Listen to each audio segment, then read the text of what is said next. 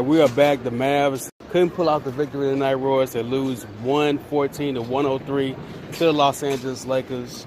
Harrison Barnes had 29, but that just wasn't enough to overcome, which I think the referees got in their head a lot. We saw J.J. Barea get basically ejected after 2 personals. Saw personal fouls on other players, too.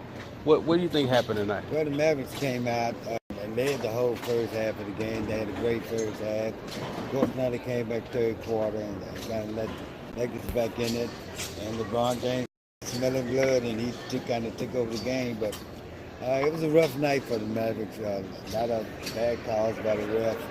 I think they let the referees get in their head. A lot of complaints from both sides. And it kind of ran out of gas. Tale of 2 halves. First half was great. Second half just wasn't so good.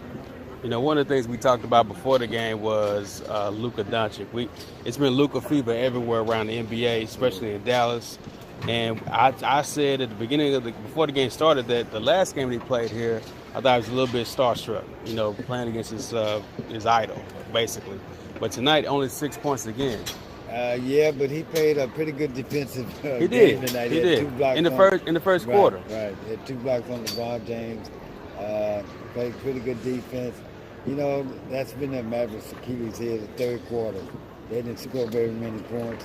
They had to come out in the third quarter like they did the first quarter. Mm-hmm. And it just kind of got away from, could be fatigue. They had spent a lot of energy on Houston. They got a big game coming up in a day or two. And traveling, you know how that is, traveling. Right. And they just kind of ran out of steam, I think. Well, let's go to the locker room real quick and hear from Coach Rick Carlisle as he talks about what happened tonight in tonight's game. And unfortunately, our bad stretches were longer than our good stretches. So, hey, it's a 48-minute game. We weren't good enough over 48 minutes. Disappointing loss. How difficult was it trying to contain Brandon Ingram out there tonight? Ingram played well. James played well. A lot of their guys played well. They were real aggressive in the passing lanes and disrupted some things. Our best stretches were when we were getting stops and getting the ball in transition and moving it. And in the second half, the game slowed down, which has been their pattern. And we didn't do a good job of keeping pace in the game. And part of it was, we were either unable to get stops or they were getting second chances. And so, again, it's just disappointing. Did they do anything special against Luka, or was it just one of those nights? I'd say our team had a bad night. Luka had a couple of blocks, a couple steals. What else did our team had a bad night? Yeah, they did. Yeah. Coach, if you'll allow a non-basketball question, this jacket is over to somebody somebody being Well, Rick Sayer was a pioneer, an icon, a guy that was all about the greatness of the NBA and living it every day. And so these 2 nights are a very deserved tribute to him. So I'm proud to wear this jacket. This is actually Wes Matthews' jacket. So he wore this. I had one, but it wasn't quite as nice as this one. So let's let me borrow this. So I thank him for that. And to reach 20 games, what would you say? 20-game checkup here. 20-game checkup. 20-game story. Okay. 10 and 10. Look, I'm gonna err on the side of viewing positives. Team's grown a lot, and so we fought hard to get back in a position where we were over 500. Disappointed about tonight. Got a couple of home games coming up. We got to get home, get rested for those. Not easy. Hottest team in the Western Conference, best record. Portland, one top team in the West.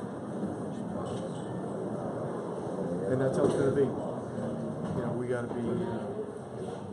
got to be up to the task. We got to make sure we get healed up from our injuries and dings and get ready to go Sunday.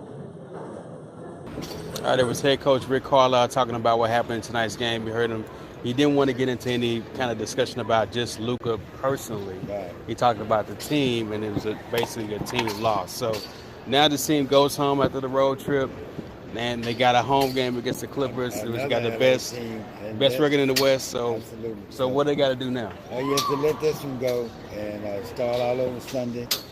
Go back to Dallas, get prepared again because you got another great team coming in, and just do what you didn't do tonight. Right. Finish the game. We close out. Let's go hear from Wesley Matthews, also Devin Harris, talk about tonight's game as well too. The referees kind of got in y'all head tonight a bit. We played a solid first half basketball. Attacking, our pace was good. Defensively, we were locked in, playing well. Second half, we kind of let them control the tempo, and kind of got away from us. We started missing a little bit of shots. Kuzma got hot a little bit, and that's the game. What were they doing defensively to get you down inside 6-5 seconds on the shot clock? We stopped. We got to take the ball up, and that was kind of different than getting stops and off the rebound, running with it. Across the court fast, putting pressure on them like we did in the first half. So, wasn't so much what they did. It was, we get stops on the defense, and then we can be more potent on offense. How do you bounce back from this LA Royal team on Sunday? Had no choice. We got another game on Sunday. We got to win. But you have to like the way y'all turned as far as defense and keep your opponents. Yeah, no question. We just got to get back on that. Let this game go and get ready for the next one. Plus, were you disappointed in just that kind of seemed like you let guys let the officials get to you a little bit? There were a lot of close calls that didn't go your way. It just seemed like it got to the team. We're going to fight. We're going to compete. That's the maker of this team. We just got to keep guys out of our paint, rebound more shots, and then we can let our offense be our offense. On that jacket to Rick for Craig Sager, what did he mean to you personally? Craig was just one of those guys he loved what he did every day. And, even when adversity hit, he didn't let that derail him in any way. If anything, he got stronger from it. And he had an infectious personality, obviously, his bold attire. I think that just went with who he was as a person and as a man, just confident. And it was one of the best I could do. Wesley, you can relate to him in any way because he was up very resilient player throughout adversity? I hope so. Be any way in the same breath as him, the man that he is, as far as handling adversity, loving what you do and finding joy, and even when through our hard times and hard days, knowing that that day will soon end and ready when the next day starts. How'd Rick fall off the fit? It's one of those nights that happens in the NBA. It's 82 games. They do have to come to our house twice, so and get them in. Thanks, Wes. In transition, like I said, we didn't shoot particularly well tonight. Defensively, we didn't do enough to make them proud of you about that against LA's other teams. So we've been resilient all season. We'll be fine. We'll watch this one. Obviously, we got into it a little bit with the rest of the second half. We just got to be better, staying focused, and like I said, we'll do. All right, so the Mavs, as you know, next coming up in a day, they've got to play another LA team. We talked about that. So we'll see you guys then for that game. And Royce, any last remarks? Anything about this game you want to mention? Let this one go and bounce back. You got a great team coming in on Sunday, the early afternoon game. Get prepared. Let it go. And one thing about it, the Lakers have to come to Dallas twice, so you can get revenge then. Let this go and go home and prepare for the LA Clippers. And that's us, our Sports Radio live from Staples Center in LA. To be back. Good night.